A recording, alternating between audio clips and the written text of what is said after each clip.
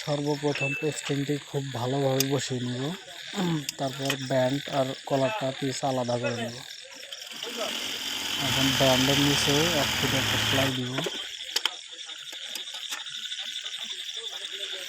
সেলাইয়ের পর আমরা একটা ফলস কাপড় নিব। ফলস কাপড়ে কলারের উপরের পাটটা সুন্দরভাবে সেলাই দিব। পেস্টিংয়ের সাইডে সাইডে কলারের মাথায় একটা সুতা ঢুকিয়ে নিব কানি কোনাটা সুন্দরভাবে উঠানোর জন্য। তারপর সুন্দর করে সেলাই দিব যাতে পেস্টিংয়ের উপরে সেলাই না উঠে যায়।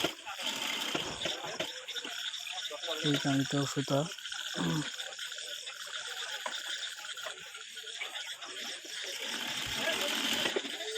এবার সুন্দরভাবে সাইড কেটে নিব, কাপড় রেখে সুন্দরভাবে সাইজ করে নিব।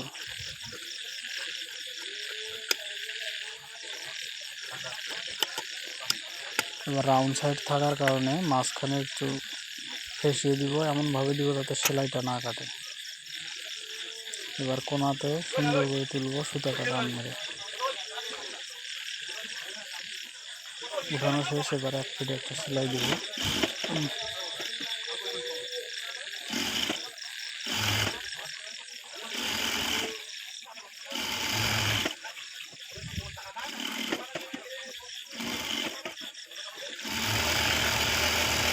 সেলাই দেওয়া শেষ করলাম।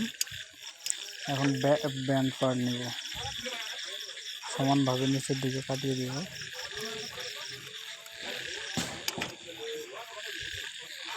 মাছ বরাবর একটা টিকেন দিয়ে নিব সমানভাবে, কম বেশি যাতে না হয়।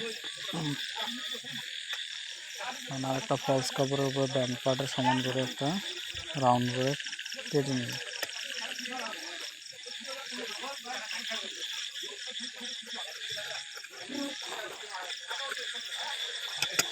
মাঝে টিকেন দিয়ে চিহ্ন দিয়ে নিব।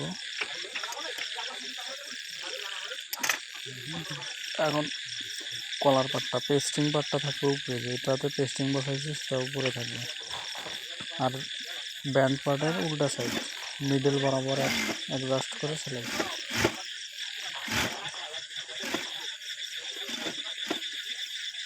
অবশ্যই এই সেলাই শুরুর সময় মাঝখান থেকে শুরু করব, না হলে এক সাইড বেশি এক সাইড কম হতে পারে। আবারও মাঝখান থেকে অপর সাইডে সেলাই।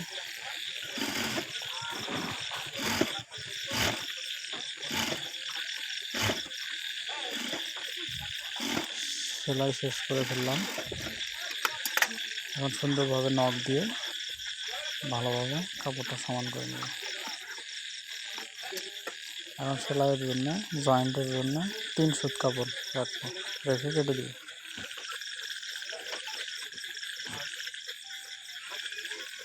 দেওয়া হয়ে গেল। এখন সাইডে চিহ্ন দিব পেস্টিং বরাবর, খুব সুন্দরভাবে চিহ্ন দিতে হবে। আশা করি ভিডিওটি ভালো লাগলে ফলো দিবেন।